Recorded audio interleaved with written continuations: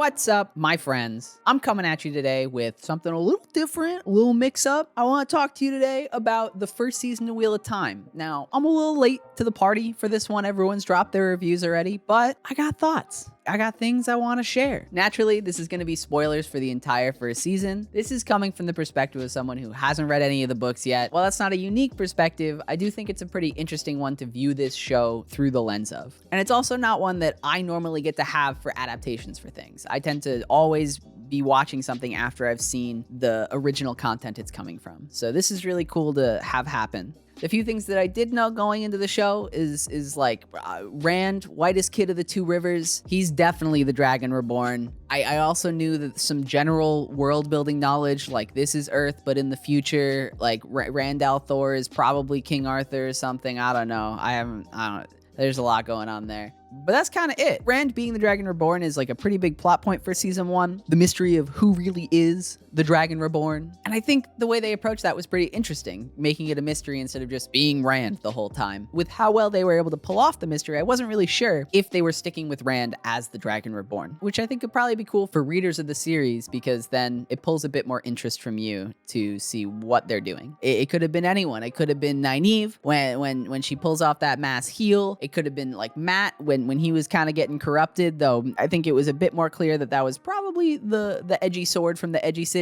But I think that this lack of focus on Rand and the kind of exploration of all the other characters in the world, with this refocusing onto them and not being a chosen one story for the most part for season 1, really gave a lot of depth to these characters, really gave us a lot more investment in characters other than the main character of the story arc. And I think this gives you a lot more interest for when you're jumping away from what the main story arc should be, and you get to see what other people are doing, and you're already more invested in them through this setup of season 1. And you know, even if you knew it was going to be Rand the whole time, I'm all about that journey before destination one night. You get it. But jumping back to the beginning, first episode has some cool things. Very initial opening scene was slightly interesting to show the craziness of how the one power can corrupt men when they use it, with a little bit of sus CGI that didn't look so great. That was immediately thrown out the window with the rest of the episode, which was super captivating, immediately grabbed my attention. I loved it. It hooked me. My partner that knew even less than me was also gripped by what was going on in this first episode. I think it set some really good characters moving forward with the show. And it has a point that I've seen debated a lot online. It's been brought up by Brandon Sanderson as something that he wasn't super wild about, and that's Perrin killing his wife Layla. The big pushback for this point is that it's a fridging his wife trope. This trope spawns from the Green Lantern comics when Kyle Rayner comes home and finds his girlfriend Alexandra DeWitt literally shoved in the fridge for him to find by the villain. Now, while I agree that the idea of killing like a mom or a wife or a girlfriend or another female character driving force in the plot is a bit overdone, and it really just treats women as tools for male-driven stories, this plot point could have been done with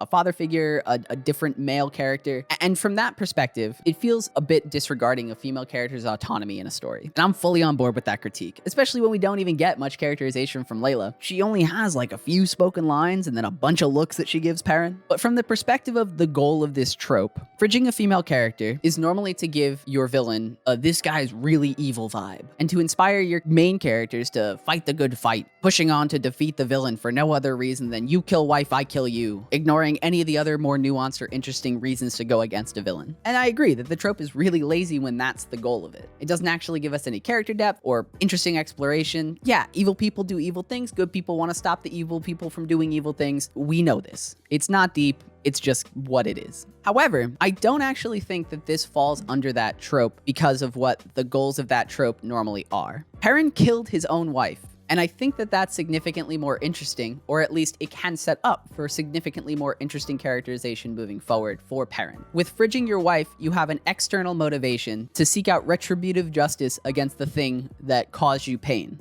But for this particular instance, there's a self-loathing, there's an inner torture, there's a fear of yourself that is created when this happens for Perrin. And there's this fine line that the character then has to walk of, should I do anything ever again? Or should I push on to be a better person and to overcome this great tragedy that I've brought upon myself? There's a lot of exploration that can be done with that plot point that separates itself from the fridging of the wife trope. And I do like some of the exploration that we get to see of this inner torture that Perrin has put upon himself. Every time a character says something like, oh, those Trollocs, they'll get what's coming to them, and you see that pain that Perrin has of like, no, I should get what's coming to me. I'm the one who swung that axe. It hurts. It's really well done characterization for this kind of pain that he's going through. Now, maybe where my complaint comes for this specific story arc is, I'm not sure if we're done with it or not. I'm not sure if the writers have explored what they wanted to with Perrin with this point that they've added. If we are done with it, then yeah, I'll agree. This is pretty bad. This was a choice that ended up falling flat for me, with not the exploration that I was hoping for when I saw it happen in episode 1.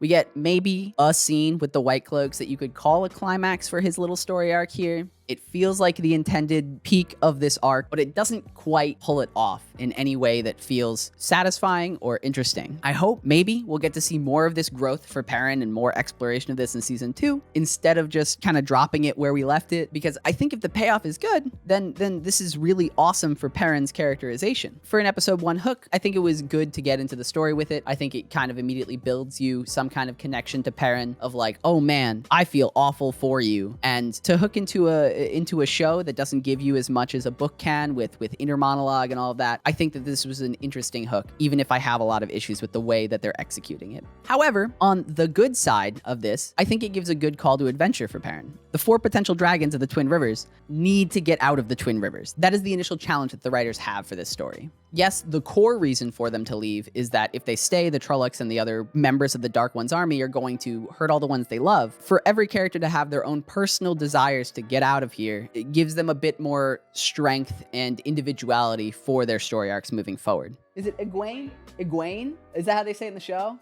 Egwene wanting to achieve something greater, Matt to help his sisters and hopefully come back and be a better protector for them. Perrin now because he can't even look in the eyes of any member of this village. And Rand because he's chasing Egwene, probably. I don't know. He maybe he wants to be the chosen one. He really feels that in his heart of hearts, but I think he's just chasing Egwene at the start of this show. No matter what, they all still have the thing that they're following to get out of the Two Rivers on top of this more global reason that is provided to them from Moraine. And the structure at the beginning of the show is very reminiscent of Lord of the Rings. But instead of this denial of the call to adventure that you would get there, all the hobbits, they just want to be doing hobbit things. They just want to smoke their hobbit weed and have hobbit parties and drink tea. These characters need to escape. They don't like their status quo. And I think that agency that they're given because of that is significantly more interesting for character development moving forward. You can get in-character pushback like, oh, maybe I made the wrong choice by leaving the Two Rivers, and not have it feel like, well, of course you made the wrong choice. All you wanted to do was go not wear shoes and live in a hole in the ground, or whatever hobbits do in their day-to-day lives. The moral of the story is episode 1 came off the bat packed with some pretty cool world building, some really good character setup to push forward with this plot, and it got us going into this adventure in a really cool way. The world we then get to explore as they start off on this adventure also feels so well put together, from the slower moments like when they're just singing on horseback and we get that really dope monologue from Moraine about Manatharin, to just the sweeping camera shots of those nature-recovered skyscrapers, just giving that unspoken world building that this is a world moved on, to the bright, beautiful Tarvalin, so many colors, a great dichotomy to the city that they just came from being Shadar Logoth, which was super dark and dank. The set of Tarvalin was some of the most refreshing set design for a fantasy show that I've seen in a long time. In other good fantasy shows, it always feels like a lot of the main cities, a lot of the key point locations for the show are still muted in their palettes. A lot of grays, a lot of blues. I'm looking at you, Game of Thrones. Even when you had those golds, everything still felt grimy. When you've got this white tower and this bright, beautiful city with all of the great costuming from the characters and the super rich colors of the Aes Sedai, it makes this critical location pop way more than I think it would be able to do if it had muted a lot of this color in the design. I'm also, just in general, quite thankful that they made it to the White Tower in the first season. I was pretty worried when they split the party after Shadar Logoth that, like, yeah, we got some cool solo adventures with Matt and Rand, Egwene and Perrin, and even Lan, Nynaeve, and Moraine. Each of these 3 teams is doing a lot of heavy lifting for the world building in these few episodes where they're apart. And it's all really important in setting up what's to come without making it feel like it was super forced in any way. Juggling all 3 of these story arcs and keeping them interesting and not making a viewer feel feel like, ah, man, we just moved away from the cool one to the boring one. That kind of sucks, is really difficult. And I think that the writers were able to pull this off. You get the false Dragon Reborn story arc going on, and the beginnings of exploration into the Aes Sedai and their politics and their interactions and relationships with their warders. You get the introduction to the groups that are hunting the Dragon Reborn with Matt and Rand. With Egwene and Perrin, you get a lot more exploration of the White Cloaks, as well as a new introduction to the Way of the Leaf. And at this point, the world feels super built out, super rich, super alive, with all these opposing groups and structures of belief and drive. It was really great to see all of this so early on and keep it interesting. But as this world was getting fleshed out, I was starting to get really worried that we were never going to make it to the White Tower with how far apart these plot lines were. And I'm so thankful that we actually got there in season 1. My favorite episodes take place in Tar Valon. And if you gave me just a whole show about the politics of the Aes Sedai and their, as I'm reading from Robert Jordan, their pillow partners, I'd watch that. I watched the whole show of just them doing their tricksy things and hanging out with people. That would be real cool. It was one of the peaks of the show for me. Watching Moiraine pull all these strings and trying to maintain her goals at the front of everything while dealing with all the politics of the White Tower was super interesting and really awesome to see, and I could have seen a whole season of that. And while we're at the White Tower, we get to see even more of what we built up on with the warders and their relationship with the Aes Sedai and their relationship with each other, with some emotional and painful moments that had Lan actually stick out and really become one of my favorite for the season, which was not something I expected with his introduction. But then, yes, unfortunately, they have to leave this city. The plot must go on. And this is where I do feel like we start to see a bit of a dip for my opinion of the show. Things start to feel a bit convoluted. The pace starts to get a little confused in these last few episodes. I think this was definitely attributed to the only 8 episode count. It just simply wasn't enough to cover what I think we needed to cover to get a lot of the information for this pacing to feel well done. And all of this starts with my first big issue, Loyal the Ogier. Ogier? I'm gonna call him Loyal the Ogier. It's, words are hard. He's the best character. Full stop. He's the new contender for the Dragon Reborn. I don't care what Rand does. Loyal is the best. But he just goes with them? It doesn't seem like there's an actual reason for him to follow the group through the ways. It's my understanding that in the book, the Ogiers are in charge of turning them on and being able to travel through the ways, but they relegate that power to Moiraine, and I guess maybe Loyal is just able to kind of navigate the ways for them and serves as a guide. It felt like a really mixed message of what his purpose was here. From the writing perspective, it seemed like it was just a plot point to be able to get him to where he needed to be to stab him for the end of season climax. And then we send off Matt, and that also hurt. I know we're getting a new actor for him. That's kind of unfortunate because I really liked the actor and the way that he portrayed Matt in this season. I loved Matt, seeing him with this actor, but Matt just doesn't go with them. There is a bit of foreshadowing of him not wanting to keep going, wanting to go home, and whatever's going on with the cursed shadow dagger still. But it all just felt like it wasn't enough setup for that to be how we left him off. It didn't feel like he wasn't going to go with them. And from a storytelling perspective, well,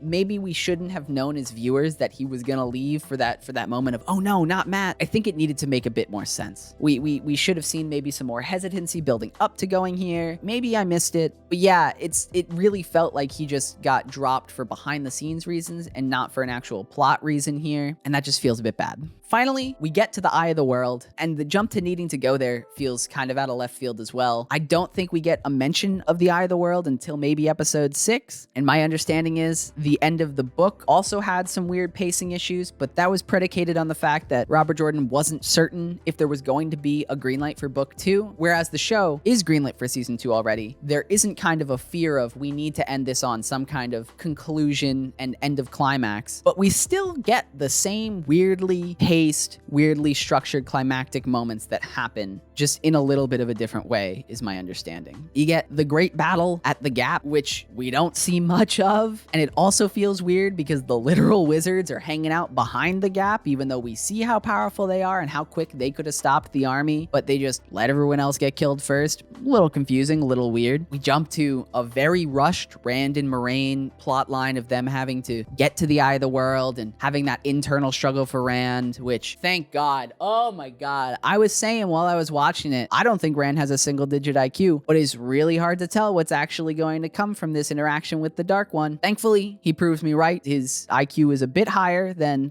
one might think when going into this scene. He is big brain. He learns from the Dark One how to touch the One power and then immediately is able to use that to push against him. It had me worried for a moment, and I think that it had me worried in kind of a bad way as compared to being a good writing way. This scene felt like it should have been a critical characterization moment for Rand, a crossroads for him to make the decision of, is he going to be good or is he going to be bad? But because of how little information we've had because of the pull away of the focus on Rand in this season, it does feel way more up in the air for the viewer in uncertainty because we just don't know what the core of Rand's character is at this point. We can't confidently say him making this decision or him making this decision is what he's going to do, but it's not because we've seen him torn in both ways before this. It's because we just don't know anything about him. We don't have that connection to grasp if this is truly a hard decision for him to make or if he was always going to pick what he chose. And so it feels a bit weak in that way. We then jump to the burning out of the Weavers, including Nynaeve, which feels a bit weird with how powerful we saw her before this. It feels like maybe we should have seen her take over for the King's sister in this position to be able to dole out that power because she is so strong in the One power. It might have felt a bit more fulfilling if we saw her be able to actually use that power and come to terms with her being that strong. I know that this scene is meant to be set up for Egwene instead, but it just overall felt weird. Then we get a return of a character who they showed up at the beginning, I guess. Their whole thing is they go to the Two Rivers for the Dark One to look for the Dragon Reborn. I had to be reminded who this character was, and I'm normally one who pays attention and is able to remember characters that only show up once or twice. But I was kind of in the dark, which was weird. I wish we had a bit more about him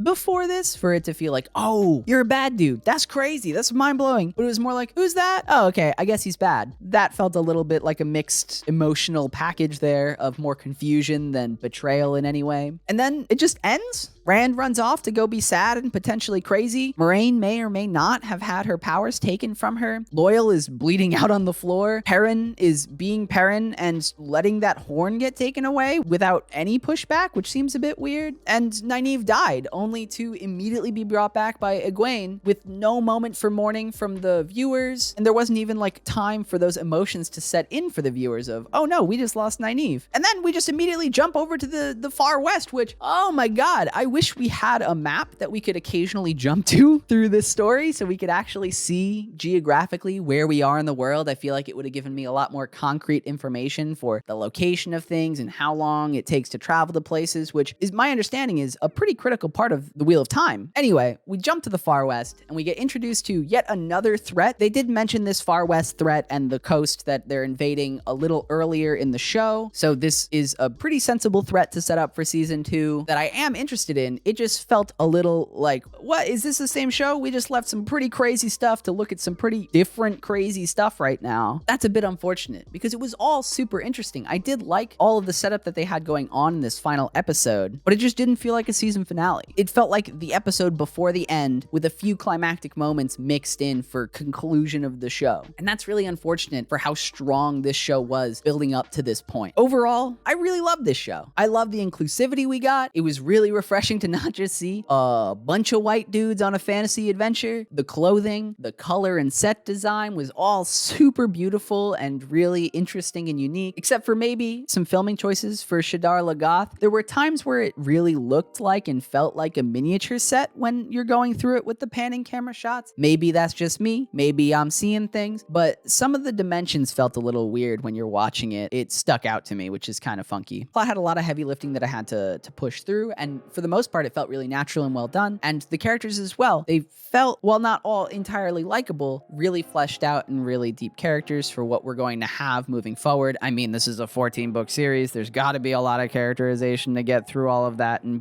maintain a viewer's interest, but it feels good so far. And we even got some cool, strong emotional points for some characters that I didn't even expect to get. I'm looking at you, Lan. Yeah, maybe I cried during that scene. What's it to you? I'm definitely really excited for season 2. And more so, I think watching this first season made me really want to pick up the book series. I'm not going to do it for a little while. For the time being, 2022 is the year of Malazan. I want to get that series done and be able to get videos out for it. But if I finish that series before the end of 2022, or more likely at the start of 2023, it's going to be Wheel of Time hour. Probably perfect, building right into season 2's start date. I think this show has seen some pushback and some hate, but overall, from people that haven't read the books yet, it's seems really well received. I certainly fall into that category as someone who really enjoyed the show. I love this world that Robert Jordan created that we're able to experience now visually as well as in the book series, and it's got me hyped for season 2. I'll give it like, how many Aes Sedai are there? I don't know how many colors there are. I can't even see half of them. I'll give it 4